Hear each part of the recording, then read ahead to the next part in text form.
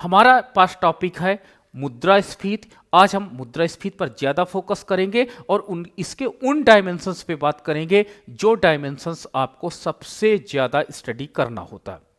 दूसरी चीज मैं आज बात करूंगा कि जो मुद्रास्फीति होती है वो कितने प्रकार की होती है, और तीसरा इसका इंपैक्ट इकोनॉमी में कैसे पड़ता है। कुछ लोग मुद्रास्फीति को बहुत बुरा बोलते हैं, ठीक है, लेकिन प्रोड्यूसर सदैव मुद्रास्फीति को अच्छा बोलता है। मैंने आपको ये चीजें पढ़ाई थी, बताई थी, तो उस पर हम टेस्ट करना सीखेंगे। और एग्जाम में, सिविल सर्विस एग्जाम में अगर आप यूपीएससी देना तो उसमें पूछा जाता है कि बताइए किसान पर मुद्रास्फीति का क्या इंपैक्ट पड़ेगा। तो इस तरह के प्रश्न बहुत ढेर सारे पूछे जाते हैं। तो आज हम आपको वो चीजें सिखाएंगे कि मुद्रास्फीति का टेस्ट कैसे किया जाता है, ठीक है। तो कॉन्सेप्ट हम बना रहे हैं, बेसिक कॉन्सेप्ट पे ये भी लेक्चर है हमारा। तो सबसे पहले आपने सीखा होगा कि किसी भी प्रकार का प्राइस राइज जो होता है वो क्या कहलाता है, इन्फ्लेशन कहलाता है। आपने अभी तक सीखा, लेकिन इकोनॉमिक्स, प्योर इकोनॉमिक्स ये कहती है कि प्राइस राइज तो हो लेकिन इकोनॉमी में आउटपुट राइज ना हो, उत्पादन में वृद्धि ना हो, तो उस प्रकार का प्राइस राइज इन्फ्लेशन कहलाएगा। पहली चीज तो क्लियर हो गई कि every type of the price rise is not called inflation. हर प्रकार का मूल्य में वृद्धि इन्फ्लेशन नहीं होती है। ये चीज तो आप समझ लीजिए कि हर प्रकार का मूल्य वृद्धि आप कभी भी इन्फ्लेशन नहीं करते हो, ठीक है। अगर मूल्य में वृद्धि हो, ठीक है, मूल्य में वृद्धि इसलिए भी हो सकती है कि इकोनॉमी में क्या हो जाए, उस वस्तु की क्राइसिस हो गई। सपोज दैट गेहूं का उत्पादन कम हो जाए तो मूल्य में वृद्धि हो जाए। लेकिन अगर गेहूं को हम लोग इंपोर्ट करके क्या करते हैं, सप्लाई कर देंगे, तो अगर डिमांड के अकॉर्डिंग सप्लाई हो जाती है तो उस प्राइस राइज को हम कभी भी इन्फ्लेशन की श्रेणी में नहीं रख सकते हैं। तो यह पॉइंट याद रखना कि every type of the price rise is not called inflation only after the perfect, आप कहते हैं फुल एम्प्लॉयमेंट। प्रोफेसर कीन्स के द्वारा, याद रखना, नाम याद रखना, किसके द्वारा, प्रोफेसर कीन्स ने कहा था कि आफ्टर फुल एम्प्लॉयमेंट। और फुल एम्प्लॉयमेंट की डिफिनेशन क्या हो गई होगी, जब उत्पादन के संसाधन रोजगार में हो। उत्पादन के संसाधन का केवल यहां पे कीन्स ने लेबर से मतलब निकाला है। एक बार यूपीएससी में एग्जाम पूछा गया था कि what do you understand about the full employment, आप पूर्ण रोजगार से क्या मतलब निकालते हो। क्या उत्पादन के सभी संसाधन रोजगार में हो।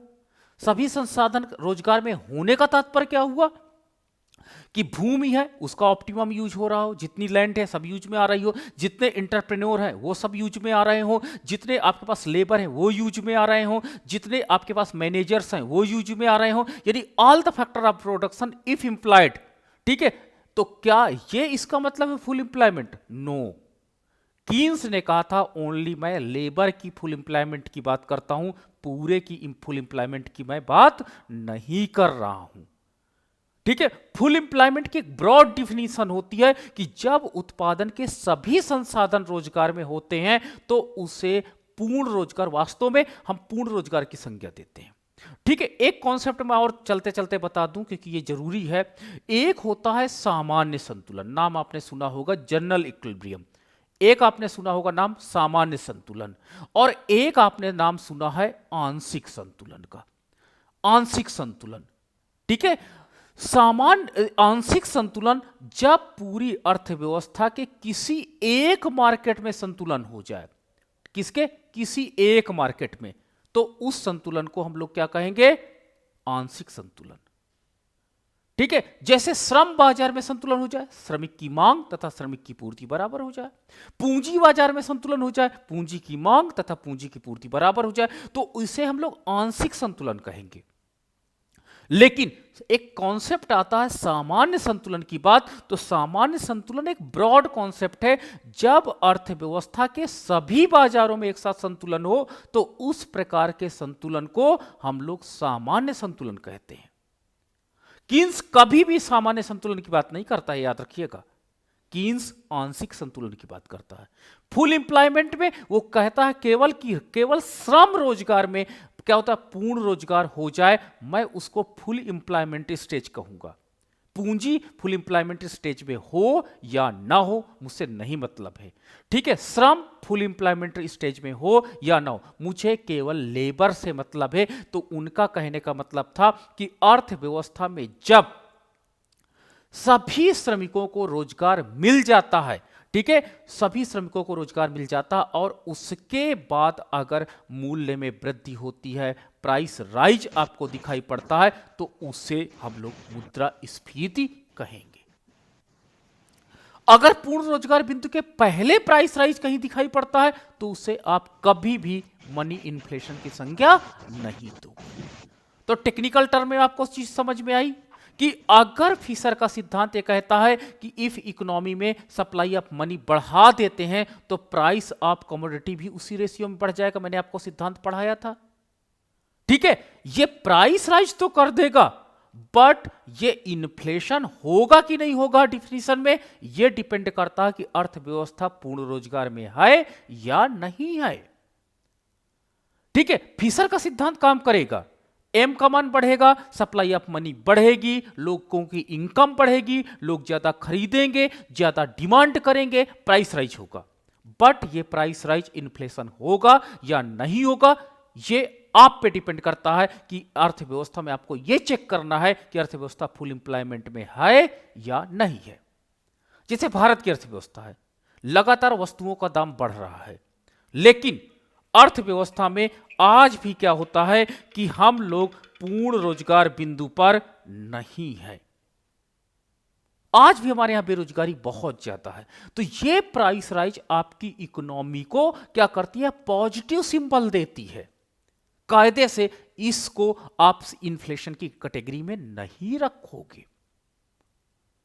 अर्थव्यवस्था अल्प विकसित देशों की अर्थव्यवस्था के विषय में किन्स का साफ साफ कहना का यह मतलब तात्पर्य था कि अल्प विकसित देश में जो प्राइस राइज होता है वो एक प्रकार की पॉजिटिव एनर्जी है जो इकोनॉमी में सारी चीजों को बढ़ा देता है इन्फ्लेशन में, और उससे पूंजीपति का लाभ बढ़ता है। क्योंकि प्राइस राइज का मतलब होता है प्राइस बढ़ेगा तो पूंजीपति को लाभ होगा, और पूंजीपति को अगर लाभ हुआ तो उसके परिणाम स्वरूप वो निवेश करेगा तो रोजगार बढ़ेगा तो आपकी इनकम बढ़ेगी तो फिर से डिमांड बढ़ेगा, और डिमांड बढ़ेगा तो फिर से प्राइस बढ़ेगा। तो ये प्राइस बढ़ने का साइकिल जो है वो कंटिन्यू चलता चला जाएगा। प्राइस बढ़ने का साइकिल कहीं नहीं रुकेगा, प्राइस कॉन्टिन्यूसली बढ़ेगा, और जब प्राइस कॉन्टिन्यूसली बढ़ेगा तब तक बढ़ेगा जब तक अर्थव्यवस्था पूर्ण रोजगार बिंदु पर नहीं आ जाती है। और जैसे पूर्ण रोजगार बिंदु पर अर्थव्यवस्था आ जाएगी यार न तुमको पढ़ जैसे अर्थव्यवस्था हमारी पूर्ण रोजगार बिंदु पर आ जाएगी उसके बाद जो प्राइस राइज होगा उसे हम लोग इन्फ्लेशन की संज्ञा देंगे, ठीक है। तो every type of the price rise is not called inflation. हर प्रकार का मूल्य में वृद्धि इन्फ्लेशन कभी मत घोषित कर देना, ठीक है। नॉन इकोनॉमिक्स वाले बच्चे अगर बोले तो चल जाएगा कि every type of the price rise is called inflation, हर प्रकार की मूल्य वृद्धि इन्फ्लेशन है, उनको लगेगा। लेकिन आप इकोनॉमिक्स के स्टूडेंट आप तुरंत बोलोगे कि फुल एम्प्लॉयमेंट के पूर्व अगर प्राइस राइज होता तो उसे हम इन्फ्लेशन की कैटेगरी में नहीं रखते हैं। After the point of full employment if the price rises, अगर मूल्य में वृद्धि होती है तो this is the called inflation. इसे हम लोग मूल्य वृद्धि की श्रेणी में नहीं, इसे मुद्रास्फीति की श्रेणी में रखा जाता है। तो एक कॉन्सेप्ट आपका क्लियर हो गया कि फिशर का सिद्धांत एम बढ़ेगा तो पी बढ़ेगा, but every type of the increasing the P is not called inflation. ये मैंने आज आपको बता दिया। चलिए आगे देखते हैं। तो अब देखो अर्थव्यवस्था में क्या होती है, जब अर्थव्यवस्था में मुद्रा बढ़ जाती है, देखो साफ है इन्फ्लेशन कहां से स्टार्ट होता है, सप्लाई ऑफ मनी बढ़ने से। यानी फिशर का सिद्धांत निश्चित रूप से काम करता है और यह स्टार्टिंग पॉइंट है, ठीक है। सप्लाई ऑफ मनी, मुद्रा लोगों के पास खरीदने के लिए यदि मुद्रा बढ़ जाए, और मैं उन कारकों की बात करूंगा जहां से मुद्रा बढ़ती है, उन पॉइंट्स को मैं बताऊंगा कि कहां कहां से मुद्रा बढ़ सकती है, तो अर्थव्यवस्था में मुद्रास्फीति बढ़ना कहा जाएगा। कौन कहेगा, सामान्य व्यक्ति। एक इकोनॉमिस्ट क्या कहेगा, इसके पहले लगा देगा फुल एम्प्लॉयमेंट। फुल एम्प्लॉयमेंट के बाद जो भी प्राइस राइज होगा उसे हम लोग इन्फ्लेशन की संज्ञा देंगे। यानी वस्तुओं की मांग बढ़ती है और उसी के अनुरूप वस्तुओं की पूर्ति नहीं बढ़ती है, तो उस स्थिति को मुद्रास्फीति की श्रेणी कही जाती है। अब मैं आपको बताऊं। सर एक क्वेश्चन था। हाँ बोलिएगा। सर ये जो आपने कहा कि फुल एम्प्लॉयमेंट होगा उसके बाद अगर प्राइस बढ़ता है तो हम उसे इन्फ्लेशन कहेंगे। हाँ सर ये बात थोड़ा सा डाइजेस्ट नहीं हो रही है। बताइए बताइए। सर अगर फुल एम्प्लॉयमेंट है तो परचेजिंग पावर, हमारे पास पैसा होगा, हम परचेज कर पाएंगे, चीजें महंगी हो सस्ती हो, क्या फर्क पड़ता है? मतलब उनका प्राइस बढ़ गया होगा तो हमें ज्यादा फर्क तो नहीं पड़ेगा। नहीं नहीं, आप तो फिर हम बता। उसे इन्फ्लेशन क्यों नहीं नहीं, कहेंगे? हम कह रहे हैं आपके घर में मान लीजिए एक हैंडपंप है, ठीक है, उसमें पानी आए, यस सर। ठीक है, पानी आए या ना आए, फर्क पड़ेगा कि नहीं पड़ेगा? बोलो। सर पड़ेगा। तो वही बात है, प्राइस राइज केवल प्रमोट करने के लिए, किनको प्रमोट करने के लिए? प्रोड्यूसर को प्रमोट करने के लिए। जैसे प्रोड्यूसर कूद पड़ते हैं उस फील्ड पे, तुरंत ये प्राइस राइज क्या होता है, डिमांड के अकॉर्डिंग सप्लाई हो जाता है और इकोनॉमी फिर से बैलेंस में आ जाती है। लेकिन जब एक बार डिमांड बढ़ जाएगी, प्राइस बढ़ जाए, लेकिन सप्लाई फ्यूचर में ना बढ़ने पाए, क्योंकि अब इकोनॉमी में एम्प्लॉयमेंट समाप्त हो गया है, अब लोग ही नहीं बचे हैं जो उस सेक्टर की पूर्ति कर पाए। देखो मैंने कहा, क्या बोला, कि वस्तुओं की डिमांड बढ़े और सप्लाई ना बढ़ने पाए, तो उसे हम लोग इन्फ्लेशन कहेंगे। ये छोटा सा जो प्राइस राइज हुआ है, ठीक है, प्राइस राइज हुआ है, प्राइस राइज क्या होता है, मार्केट मैकेनिज्म है, ये बता रहा है कि इस सेक्टर में इस वस्तु की कमी हो गई, वो वस्तु आते ही वो प्राइस राइज क्या हो जाएगा, कम हो जाएगा। तो इसे हम क्यों घोषित कर दें प्राइस राइज, इसे हम इन्फ्लेशन क्यों घोषित कर दें? क्योंकि वो अल्पकालिक एक घटना है, वो घटना घटी, समाप्त हो गई। कीन्स कहते हैं कि एक काम करिए, अर्थव्यवस्था में डिमांड सदैव के लिए बढ़े लेकिन सप्लाई ना बढ़ने पाए। अब आपको लगे कि फुल एम्प्लॉयमेंट के बाद ही ऐसा हो सकता है, तो उस घटना को आप इन्फ्लेशन की संज्ञा दीजिएगा। ये जो प्राइस राइज होता है फिर डिक्लाइन हो जाता है, फिर से वहीं पे राइज होता है, इसको आप इन्फ्लेशन की संज्ञा मत दीजिएगा, क्योंकि ये आपकी इकोनॉमी में एक प्रकार का एरर जनरेट करेगा और एक गलत डिफिनीशन जनरेट हो जाएगी कि थोड़े दिन के लिए, 2 दिन के लिए प्राइस राइज हुआ, सप्लाई आ गई, ठीक है, मान लीजिए इलाहाबाद में क्या हो जाए, आपका जो पैकेट वाला अमूल का दूध ना आए, अचानक प्राइस राइज हो जाए, बड़ी क्राइसिस हो गई है, ठंड पड़ रही है, हमको दूध चाहिए, पैकेट वाला मिल नहीं रहा, और वो पैकेट वाला दूध जो 20 का मिलता था वो 50 का हो जाए, तो आप तुरंत कह दो, आप आओगे तुरंत कह दो सर प्राइस राइज हो गया, दिस इज इन्फ्लेशन, इन्फ्लेशन।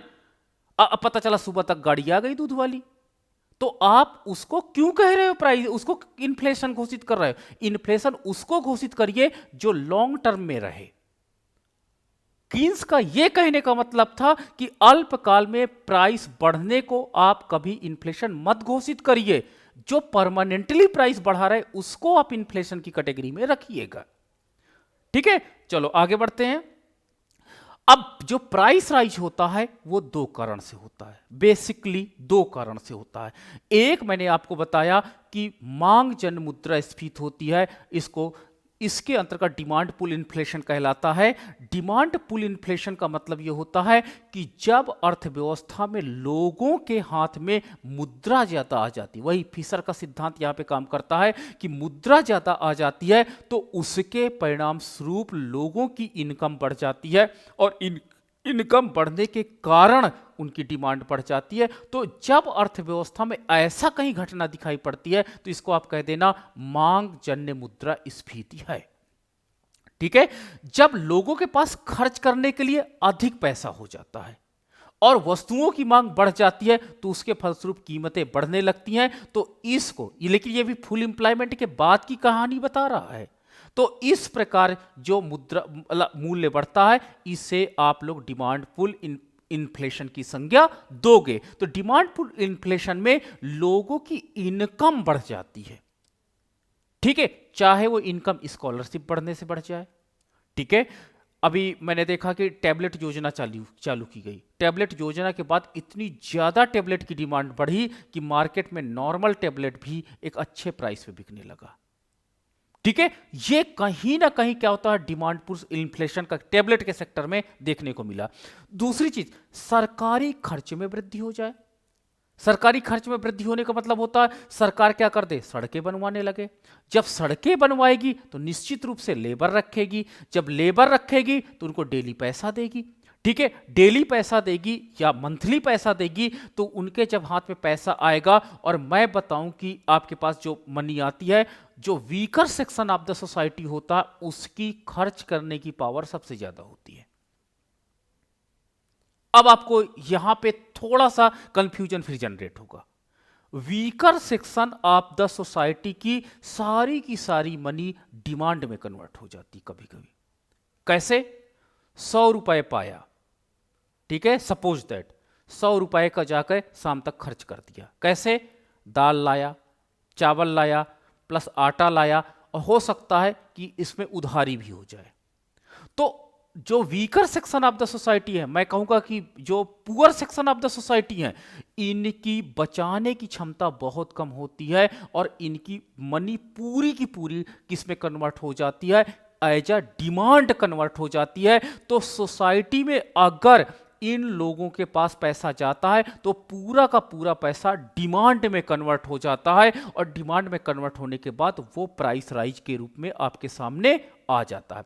लेकिन अगर एक काम करते हैं, अगर एक डीएम की नौकरी बढ़ा, ओ डीएम का वेतन बढ़ा दीजिए, तो डीएम का वेतन मान लीजिए 1.5 लाख रुपए है पर महीना, और 1.5 लाख रुपए महीने से आप इनका वेतन बढ़ा करके कितना कर दिया, 2 लाख रुपए कर दिया। तो क्या ये 50,000 पूरा खर्च कर देंगे? आंसर होगा नो, कोई फर्क नहीं पड़ेगा। हो सकता है वो खर्च करने ही ना चाहे, क्योंकि ऑलरेडी उसका जो एक्सपेंडिचर है वो फिक्स है। तो weaker section of the society, या मैं कहूं कि marginal sector of the society, इस पर मनी का फ्लो ज्यादा होता है, और अपर सेक्टर में मनी का फ्लो कम होता है। दो लेयर आप समझिए, एक अमीर व्यक्ति है, एक लेयर आप समझ लेना, थोड़ा डीपली समझना, मैं फिलोसफिकल इसको पढ़ा रहा हूं। एक लेयर होती है वीकर सेक्शन की, ठीक है, समाज में जो गरीब वर्ग होते हैं या मार्जिनल वर्ग होते हैं, बहुत न्यूनतम मतलब पैसे से अपना जीवन निर्वाह करते हैं, और एक होता है आपका अपर सेक्शन। अब अगर फिशर के सिद्धांत के अनुसार इस सेक्टर में मनी डाली जाए तो क्या पूरी मनी कन्वर्ट हो पाएगी डिमांड में? आप कहोगे नहीं सर। अमीर व्यक्ति को अगर आप पैसा ज्यादा दे दोगे तो वो पैसा उनके जाके तिजोरी में चला जाएगा एज अ सेविंग। हो सकता है 10% खर्च करें, बाकी पैसा पड़ा रह जाएगा। लेकिन वीकर सेक्शन में आप स्टूडेंट को स्कॉलरशिप दे दीजिए ना 10,000 रुपए, रात भर में कौ खर्च करने के तैयार हो जाए, प्लान बना लेंगे, नया मोबाइल ले लेंगे। एक काम करते किराया पेमेंट कर देंगे, या रूम का इकट्ठा 10 महीने का दे देते हैं, 5 महीने का दे देते हैं, पूरा का पूरा मनी वो खर्च कर देंगे। यानी इनके पास बचाने की क्षमता कम होती, यानी यहां पर पूरी जो मनी आपने डाली सर्कुलेशन में वो सबका सब कन्वर्ट हो गई किसमें, डिमांड में, और प्राइस राइज में वो कन्वर्ट हो जाएगा। तो अब आप देखना कि सरकारी खर्चों में वृद्धि किस दिशा में ज्यादा हो रही है। ठीक है, बहुत बड़े बड़े मतलब कि मान लीजिए वेतन में वृद्धि कर दी गई, ज्यादा इंपैक्ट नहीं पड़ेगा इकोनॉमी में। क्यों? क्योंकि ऑलरेडी वो वेतन पा रहे हैं, थोड़ा सा वेतन उनका और बढ़ गया होगा, वो खर्च ही नहीं होगा। लेकिन अगर यही सरकारी खर्च क्या कर दिया जाए, सरकारी खर्च क्या कर दिया जाए, हम गांव में करते हैं, गांव में कर देते हैं, नरेगा का काम चालू करा देते हैं, विधवा पेंशन योजना चालू करा देते हैं, वृद्धा पेंशन योजना चालू करा देते हैं। ठीक है, आप ध्यान से देखना, पूरा का पूरा मनी बहुत तेजी से सर्कुलेट होने लगेगा। तो आपने देखा होगा कि जब इन्फ्लेशन फैलता है तो इन्फ्लेशन में सरकार देखती है कि हम किस मद पे ज्यादा पैसा खर्च कर रहे हैं, क्या उसका डायरेक्ट इंपैक्ट इकोनॉमी में पड़ रहा है या कुछ रुक रुक के पड़ रहा है। ठीक है, तो इस प्रकार गवर्नमेंट क्या होती है, सरकारी जो खर्च होते हैं उनकी स्ट्रेटजी बनाई जाती है कि क्या हम जो इस प्रकार खर्च कर रहे हैं इसका इंपैक्ट डायरेक्ट इन्फ्लेशन में तो नहीं पड़ जाएगा। तो अब आपको क्लासिफिकेशन समझ में आएगा कि सरकारी खर्च सभी समान नहीं होते, जो आपका मार्जिनल सेक्टर पे खर्च किए जाते हैं उसका इंपैक्ट अलग पड़ता है, जो अपर क्लास में खर्च किया जाता है उसका इंपैक्ट बिल्कुल अलग पड़ता है। ठीक है, अमिताभ बच्चन को आप एक कार गिफ्ट कर दो, कभी नहीं चलेगी, वो जाके जाके उनके गोदाम में रख जाएगी। एक काम करो, इलाहाबाद यूनिवर्सिटी के बच्चों को कार गिफ्ट करके दे दो, देखना उसमें 10 बैठने होते हैं, 20 बैठ जाएंगे जाके, और रात भर को चलाएंगे वो कार को। तो इसी प्रकार मनी भी होती है कि अगर मार्जिनल सेक्टर के पास जाती है तो तुरंत खर्च करने को तैयार हो जाती है और तुरंत सर्कुलेशन में आती है, और उसका इंपैक्ट क्या होता है कि मनी इन्फ्लेशन आपको तुरंत सोसाइटी में दिखाई पड़ेगा। लेकिन अगर यही सरकारी खर्च ऐसे सेक्टर्स में होता है जो एलिट क्लास में होता है, जिनके पास ऑलरेडी बहुत पैसे हैं, तो इसीलिए आपने देखा होगा कि सरकार जो अपनी नीतियां बनाती हैं वो अपर क्लास को छोड़ करके लोअर क्लास के माध्यम से ज्यादा इंप्लीमेंट करती है, ताकि मौद्रिक नीतियां उनकी प्रॉपर इंप्लीमेंट हो और इकोनॉमी में जो मनी फ्लो है उसको कंट्रोल कर सके। अब उठा के देख लेना, बड़ी बड़ी योजनाएं पूंजीपतियों से ज्यादा सरकार क्या करती है, इस सेक्टर के लिए योजनाएं बनाती है। अब पूरा का पूरा चैप्टर आप देखोगे भरा पड़ा होगा इससे कि सरकार ने क्या हुआ, जन कल्याण के लिए ये योजना चालू किया, इसके लिए ये योजना चालू किया, क्यों किया, ताकि मनी का फ्लो प्रॉपरली चलता रहे और लोगों में जो इनइक्वालिटी है वो समाप्त हो। ठीक है, तो ये होती है मांग जन्य मुद्रास्फीति। दूसरी, सरकार द्वारा घाटे का बजट बनाया जाता है। अब ये घाटे का बजट, क्योंकि आप सेकेंड ईयर में पढ़ रहे हो, इसको मैं बहुत डीपली पढ़ाऊंगा। घाटे का बजट आप लोग दुखी हो जाते हो मन देख करके कि घाटे का बजट का तात्पर्य क्या है। घाटे का सीधा मतलब होता है कि अगर सरकार को 100 रुपए इकोनॉमी से एज अ टैक्स मिलते हैं, कितना, 100 रुपए टैक्स मिलते हैं, अगर 100 रुपए ही सरकार खर्च करे तो ये हमारा सरकार जो खर्च करती है, एक्सपेंडिचर सरकार का जो होता है, यानी टैक्स रेवेन्यू, यानी इसको मैं टैक्स ना कह के रेवेन्यू कह दूं, रेवेन्यू एंड एक्सपेंडिचर अगर दोनों इक्वल हो जाए तो इस प्रकार के बजट को आप लोग क्या बोलते हो, बैलेंस बजट बोलते हो। ये क्लासिकल अप्रोच था। कीन्स आए और कीन्स ने एक नया अप्रोच लॉन्च किया। उन्होंने कहा बजट को हरदम घाटे का बनाइए। कहे कैसे, रेवेन्यू आती है आपको 100 रुपए और खर्च करने का प्लान बनाइए 150 रुपए। ठीक है, तो अगर आप 150 रुपए इकोनॉमी में खर्च करोगे तो देखो यहां पर 50 रुपी मनी क्या हो गई, ज्यादा हो गई, और ये 50 क्या होगी, लोगों की इनकम बनेगी और वो डिमांड में कन्वर्ट होगी, प्राइस राइज करेगा।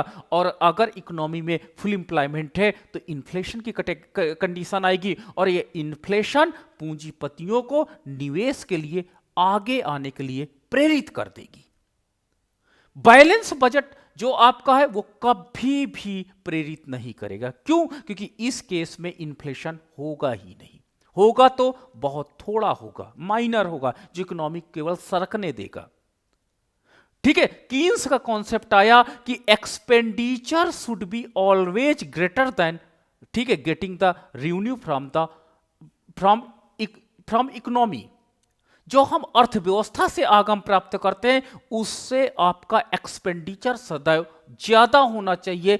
जब तब तक आप ज्यादा रखोगे जब तक इकोनॉमी फुल एम्प्लॉयमेंट पर नहीं पहुंच जाती है। आपको जानबूझ करके इकोनॉमी में बजट घाटे का बनाना होगा। और जो अगर आपकी इकोनॉमी डेवलप्ड कंट्री है, डेवलप्ड हो गई है, जैसे नॉर्वे, स्विट्जरलैंड, अमेरिका, तो आपको सरप्लस बजट बनाना होगा। सरप्लस बजट इसलिए बनाना होगा, वहां पर revenue should be greater than expenditure. वहां पे आपको जो आए उसमें से 100 रुपए आए तो मात्र 50 रुपए खर्च करने का ही प्लान बनाना चाहिए। क्यों? क्योंकि वहां पर अब अपॉर्चुनिटी नहीं है। किनको प्रेरित करोगे? सब तो पूंजीपति अरबपति हैं, सब लोग ऑलरेडी जॉब कर रहे हैं विकसित देशों में, वो लोग वहां लग्जरियस लाइफ में अब चले गए हैं। तो विकसित देशों की एक रणनीति होती है, वहां पर कौन सा बजट बनता है, वहां पर बजट बनता है आपका सरप्लस बजट। जो इकोनॉमी ऑप्टिमम पे पहुंच गई है वहां पे बनता है बैलेंस बजट, और जो इकोनॉमी डेवलपिंग होती है वहां पे जानबूझ करके सर्कुलेशन में ज्यादा मनी डाली जाती है। किसका बजट के द्वारा? घाटे का बजट बना बना के। अब एक प्रश्न और आया, सर ये पैसा भी कहां से आएगा इतना ज्यादा? 100 रुपए आया, 150 कहां से खर्चा करेंगे? वही कीन्स का गड्ढे वाला सिद्धांत, नोट छाप लो, नोट छाप के सर्कुलेशन में डाल दो, क्वाइंस छाप लो। क्वाइंस में आपने देखा होगा कभी भी आरबीआई गवर्नर जी ये नहीं कहते हैं कि मैं ग्राहक को 1 रुपए देने का वचन देता हूं। वचन पत्र किस पे है? आपके बड़े नोट पे है। क्वाइंस घाटे की अर्थव्यवस्था को, घाटे का बजट बनाने के लिए छापे जाते हैं। ठीक है, तो इस प्रकार इकोनॉमी में आपको बजट का कौन सा बजट बनेगा, सरप्लस बजट बनेगा, बैलेंस बजट बनेगा, या ये it will be depend upon कि इकोनॉमी में क्या जरूरत है, क्या इन्फ्लेशन की जरूरत है, क्या यहां पे पूंजीपतियों को लाभ अभी भी नहीं मिल रहा, उसके अनुरूप ये कार्यवाही की जाती है। ठीक है, इस पे हम बहुत डीपली चर्चा करेंगे जब पब्लिक फिनांस में पढ़ाऊंगा। 2-3 दिन लेक्चर्स चलेंगे घाटे के बजट पे, पूरी स्ट्रेटजी में बताऊंगा गवर्नमेंट की। और हाल ही के दिनों में जो बजट हो सकता है तब तक पढ़ाते पढ़ाते बजट भी आ जाएगा। मैं सर्वे कहते हैं गवर्नमेंट के सर्वे से आपको बजट की पूरी सिचुएशंस बताऊंगा और मैं बजट भी बनाना सिखाऊंगा। तो वो चीजें अलग हैं और हम लोग वहां पे देखेंगे। लेकिन आज देखिए कि कॉन्सेप्ट कैसा होता है, इसके पीछे क्या सिद्धांत काम करते हैं घाटे का बजट, सरप्लस बजट और बैलेंस बजट पे। ठीक है, आगे हम बात करते हैं सरकार द्वारा प्रत्यक्ष रोजगार में प्रत्यक्ष करों में कमी करके। एक तरीके से और हो सकता है कि अगर जो डायरेक्ट टैक्स लगते हैं, ठीक है, डायरेक्ट टैक्स कौन से टैक्स होते हैं? डायरेक्ट टैक्स वो टैक्स होते हैं जो जिन व्यक्तियों पर टैक्स लगाया जाता है वही व्यक्ति उस टैक्स को देते हैं। ठीक है, तो बड़े पूंजीपतियों पर बड़ा टैक्स लगा दिया जाता है, डायरेक्ट टैक्स। तो सरकार क्या करती है? टैक्स कम कर देती है। तो जब सरकार टैक्स रिड्यूस कर देती है तो लोगों की इनकम बढ़ जाती है।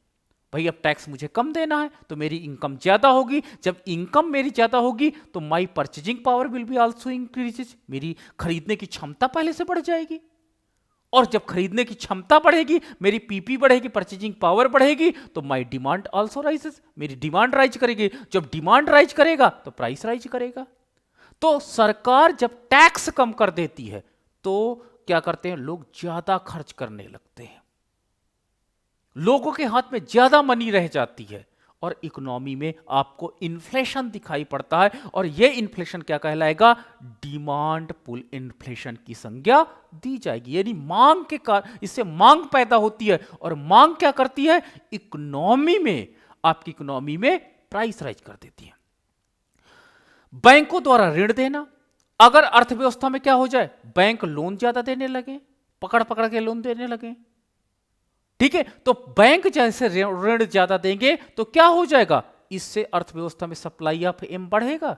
जब सप्लाई ऑफ एम बढ़ेगा तो लोगों की इनकम बढ़ेगी। जब इनकम बढ़ेगी तो डिमांड बढ़ेगा, डिमांड बढ़ेगा तो प्राइस बढ़ेगा। तो इस प्रकार अर्थव्यवस्था में डिमांड पुल इन्फ्लेशन आप देख सकते हो। और दूसरा होता है पूर्ति में कमी के कारण। पूर्ति में कमी के कारण क्या होता? अब मैंने क्या बोला कि अर्थव्यवस्था में वस्तुओं तथा सेवाओं की डिमांड बढ़े लेकिन पूर्ति ना बढ़े या पूर्ति कम हो जाए। प्रेजेंट टाइम में मान लीजिए आपके पास जितनी इनकम है, आप बाजार में जाते हो, सारी वस्तुएं खरीद लेते हो। ठीक है, सारी वस्तुएं खरीद लेते हो। अचानक क्राइसिस हो जाए उन वस्तुओं का तो क्या हो जाएगा? डिमांड ज्यादा हो जाएगी और सप्लाई कम हो जाएगी, तो प्राइस राइज वहां पे भी दिखाई पड़ेगा। तो इससे हम पूर्ति में कमी के कारण मुद्रास्फीति भी कहते हैं।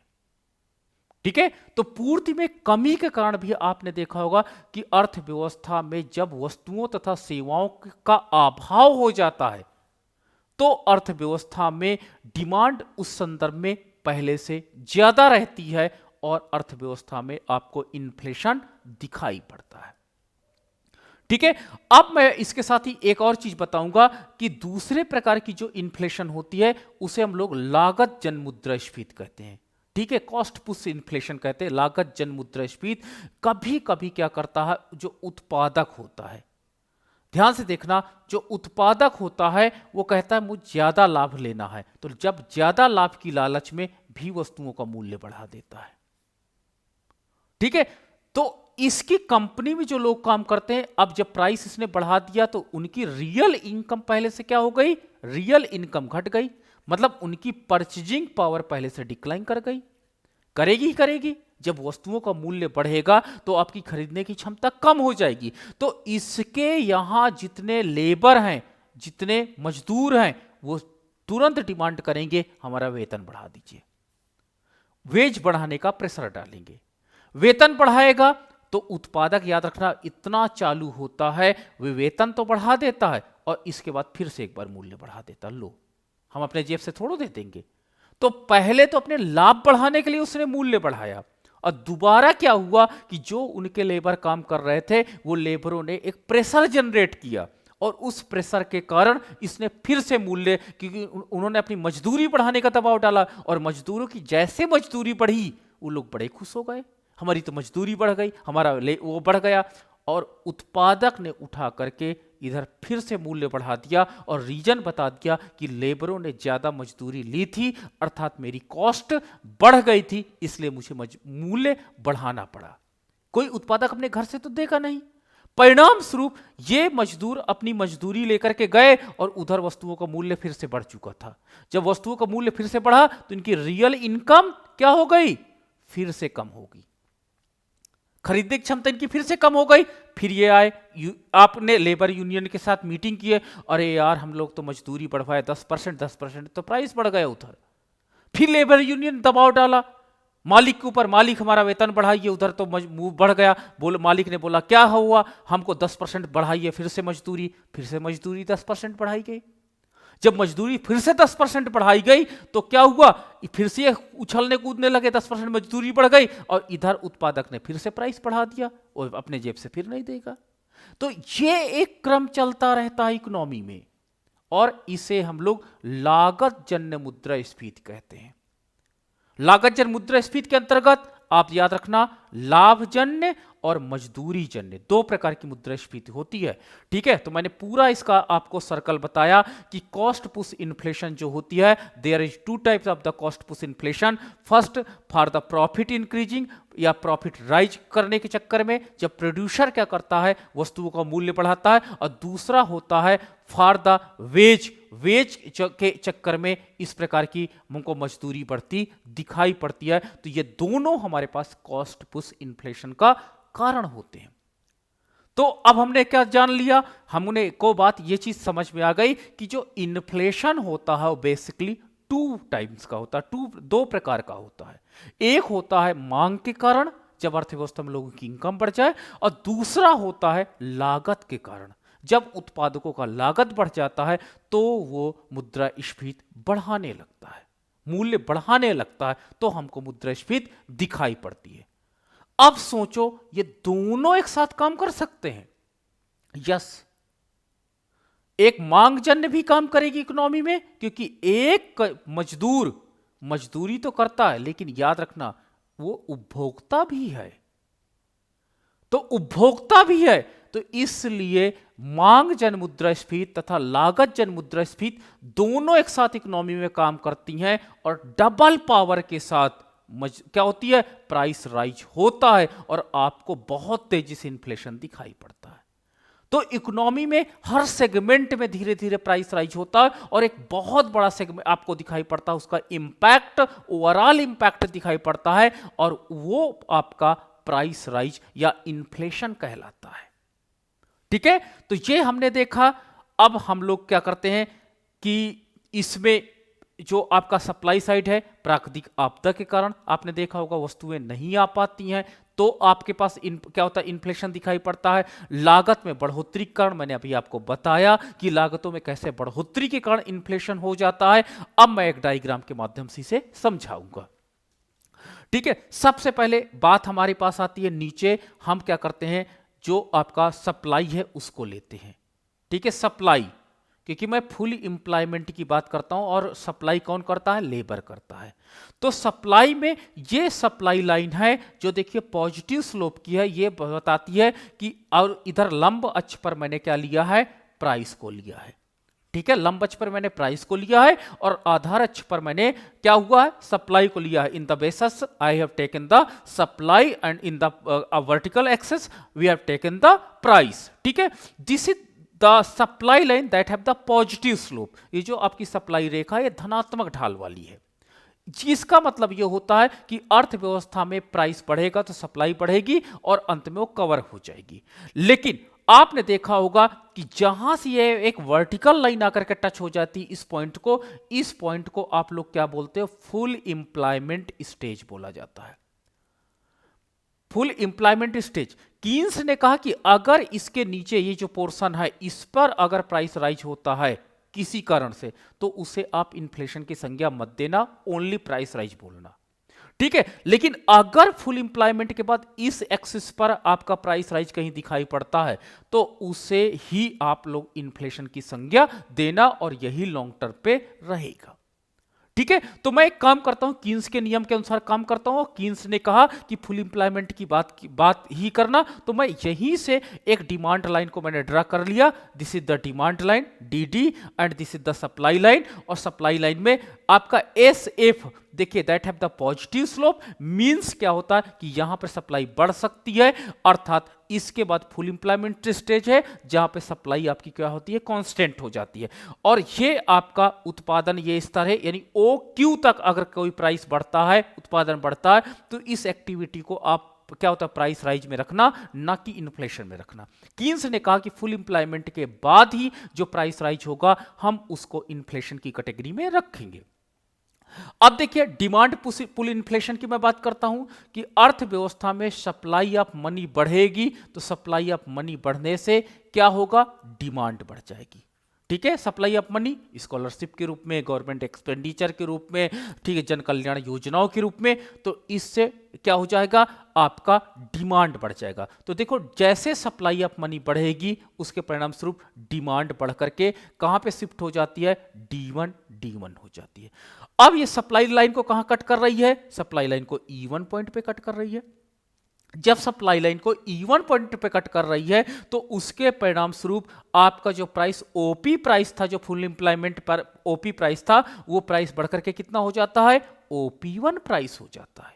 तो ये जो प्राइस राइज होता है, ये प्राइस राइज क्या कहलाता है, ये प्राइस राइज को प्रोफेसर कीन्स ने कहा कि इन्फ्लेशन आपका हो गया। कौन सा इन्फ्लेशन है, डिमांड पुल इन्फ्लेशन है, मांग जन मुद्रास्फीति है, क्योंकि मांग में वृद्धि होने के कारण ये मूल्य में वृद्धि हो रही है, इसीलिए इसको हम लोग मांग जन मुद्रास्फीति की संज्ञा देंगे। किसके बाद, फुल एम्प्लॉयमेंट के बाद। ये पॉइंट आप नोट रखिएगा। दूसरी बात, फिर से अर्थव्यवस्था में सप्लाई ऑफ मनी बढ़ी, फिर से डिमांड बढ़ेगा, डिमांड बढ़ेगा तो प्राइस बढ़ेगा, और ये जो प्राइस राइज होगा अगर फुल एम्प्लॉयमेंट के बाद प्राइस राइज है तो इसे इन्फ्लेशन कहेंगे। हम नया इक्विलिब्रियम पॉइंट E2 पर आ जाते हैं। नए इक्विलिब्रियम पॉइंट E2 पर आने के परिणाम स्वरूप मूल्य बढ़कर के P2 हो जाता है, और ये आपका जो प्राइस राइज P1 से P2 हो जाता है, it is also called inflation. इसे पुनः हम इन्फ्लेशन कहेंगे। ठीक है, because of due to increase in the rise in demand, ये प्राइस राइज हमको हुआ है, तो इसे हम लोग इन्फ्लेशन की कैटेगरी में रखेंगे। तो देखिए, डिमांड में वृद्धि के कारण हमको जो प्राइस राइज हो रहा है उसे हम लोग इन्फ्लेशन की कैटेगरी में इसको रखेंगे, अन्य सभी को इन्फ्लेशन की कैटेगरी में नहीं रखा जाता है। ठीक है, अब देखें, कॉस्ट पुश इन्फ्लेशन की बात करता हूं। कॉस्ट का मतलब होता है लागत, यानी पूर्ति पर बात करता हूं। तो ये देखिए, आपके पास वही सप्लाई वाला पोर्शन है। ठीक है, मैंने कांस्टेंट माना, this is the full employment point, ये फुल एम्प्लॉयमेंट पॉइंट है, फुल एम्प्लॉयमेंट पॉइंट है। अब आपके पास ये डिमांड लाइन है, this is the demand line, और ये आपके पास फुल एम्प्लॉयमेंट का आउटपुट लेवल है, and this is the price level है। ठीक है, यानी ये मिनिमम है। अगर इसके नीचे कोई एक्टिविटी होती है तो मान के चलते कि अल्पकालिक घटना जो थोड़ी दिन के लिए घटित हुई है, वो ऑटोमेटिक मार्केट मैकेनिज्म क्या कर देगी, कंट्रोल कर लेगी। तो इस प्रकार हम लोग देख सकते हैं कि अर्थव्यवस्था में क्या करते हैं कि जब अर्थव्यवस्था में अल्पकालिक घटना कोई होती है तो उसको क्या होता है, प्राइस राइज को कीन्स ने इन्फ्लेशन की कैटेगरी में नहीं रखा है। ठीक है, लेकिन फुल एम्प्लॉयमेंट के बाद अब देखो, कॉस्ट पुश की मैं बात करता हूं। कॉस्ट पुश का मतलब होता है लागतों में वृद्धि, और कॉस्ट का मतलब होता है हरदम सप्लाई राइज कर, सप्लाई में चेंजेस हो जाना।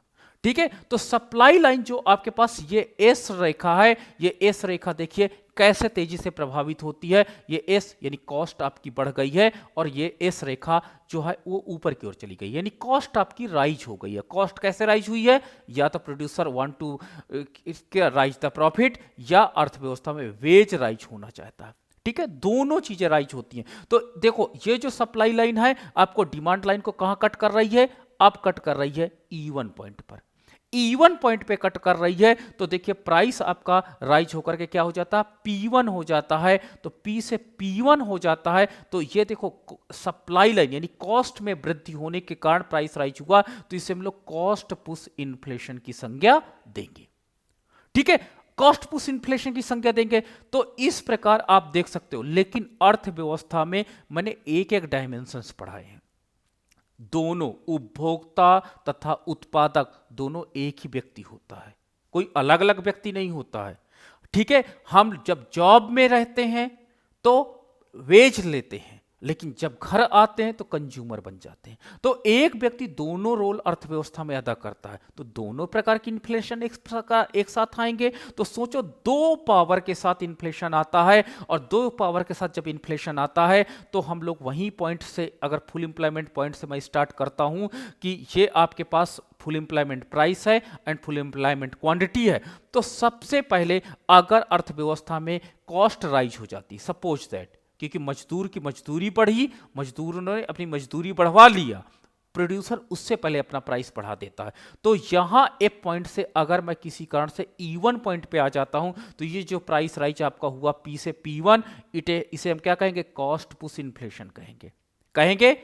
ठीक है, अब क्या होता है? ये मजदूर अपने पास मजदूरी लेके आया, यानी इसका वेतन बढ़ गया है। वेतन बढ़ गया है तो क्या हो जाएगा? इसकी डिमांड बढ़ जाएगी, और डिमांड डी से बढ़ करके कितनी हो जाएगी? D1 हो जाएगी।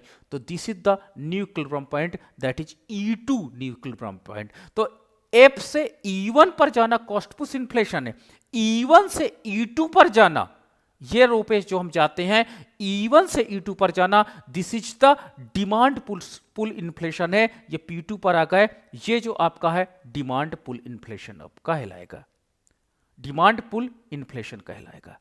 ठीक है, तो CP DP फिर क्या हो जाएगा? फिर ये जाएंगे मालिक से कहेंगे मालिक नहीं हमारा वेतन बढ़ाइए, आपने उधर मूल्य बढ़ा दिया, हमारी रियल परचेजिंग पावर, मेरी खरीदने की क्षमता तो उतनी ही रह गई, भले वेतन में ज्यादा पा रहा हूं लेकिन आपने उधर वस्तुओं का दाम बढ़ा दिया। तो फिर क्या हो जाएगा? ये अपनी मजदूरी बढ़वाएंगे, तो वो कॉस्ट बढ़ेगी। कॉस्ट बढ़ेगी तो देखिए फिर से नया इक्विलिब्रियम पॉइंट आपका E3 हो जाता है। E3 हो जाता है। अब हमको क्या करते हैं कि हम P3 पर आ जाते हैं, तो ये फिर से आपका कॉस्ट पुश इन्फ्लेशन हो जाता है। तो अब आप कहां चलते हो? पहले देखो F से E1 पे गए, F से E1, E1 से E2, E2 से E3 पे आए। E3 पे आने के बाद अब क्या हो जाता है? फिर से वेतन बढ़ता है और उनकी डिमांड बढ़ती है, और डिमांड बढ़ने के परिणाम स्वरूप हम लोग कहां पे आते हैं? E4 पे आते हैं, और अर्थव्यवस्था फुल एम्प्लॉयमेंट के बाद जिग जैग करते हुए अर्थव्यवस्था में इन्फ्लेशन बढ़ता नजर आता है। तो ये आप देख सकते हो कि इसमें कितनी थ्योरी एक साथ काम कर रही है। ठीक है, तो मैंने आपके साथ आज डिस्कशन किया इन्फ्लेशन का एक छोटा सा कॉन्सेप्चुअल फ्रेमवर्क मैंने आपके साथ डिस्कशन किया। अब आपके कोई प्रश्न हो तो जरूर मेरे साथ डिस्कस करिएगा।